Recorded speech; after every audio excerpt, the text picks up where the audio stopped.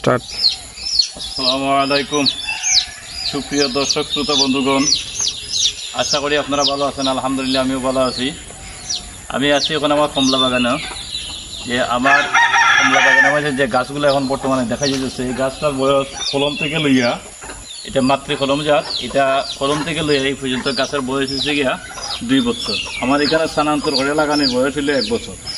আমি আপনারা যে বিষয়টা দেখাইব, আমার কোনো গাছে কমলা আছে, কোনো গাছে বর্তমানে কমলা আগামী সিজনে ইনশাল্লাহ পুরাটাই কমলা থাকবো।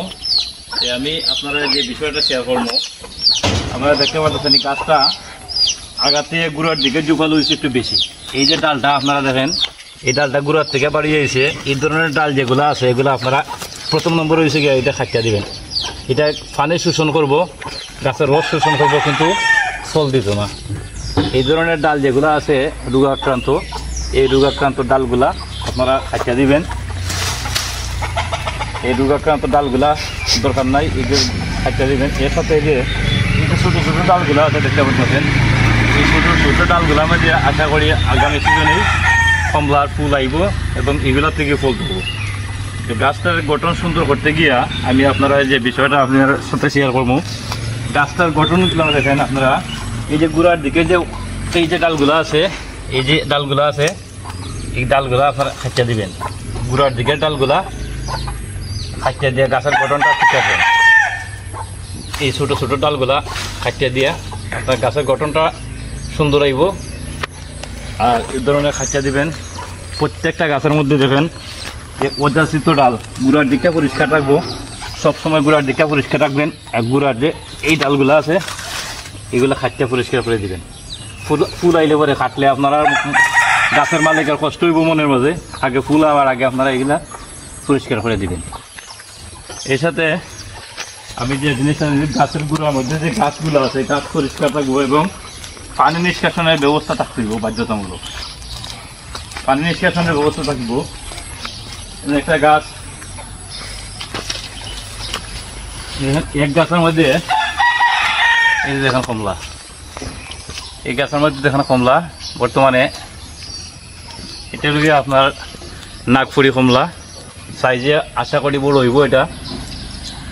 এই ধরনের গাছ যেগুলো আছে প্রত্যেকটা গাছের মধ্যে আপনার সঠিকভাবে পরিচর্যা করতে পারলে আমরা কমলা ফলানো সম্ভব। এটা আমি আপনারা দেখাইবার চেষ্টা করতেছি যে গুঁড়াটা পরিষ্কার থাকবো এবং আগাছা পরিষ্কার দিব।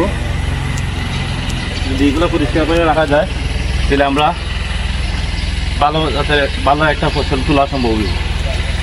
এই ক্ষেত্রে আর একটা জিনিস সবাই দেখাই যে আমার ঠিকানা যে আরেকটা কমলা গাছ আছে,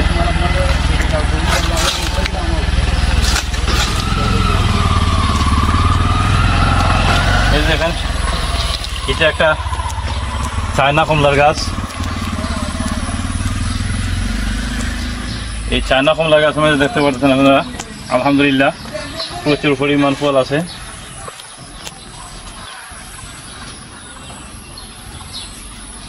আমরা প্রত্যেকে যদি কৃষিক্ষেত্রের প্রতি আমরা যদি অগ্রসর হই, আশা করি আমরা সঠিকভাবে পরিচর্যা করলে একটা লাভের মুখ দেখা সম্ভব। আর সাথে সাথে আমরা নিজের খাদ্যের চাহিদা পূরণের পাশাপাশি আমরা যদি ফসল ভালো হয় তাহলে আমরা বাজারজাত করা সম্ভব। আর এদিকে কম লাগবে,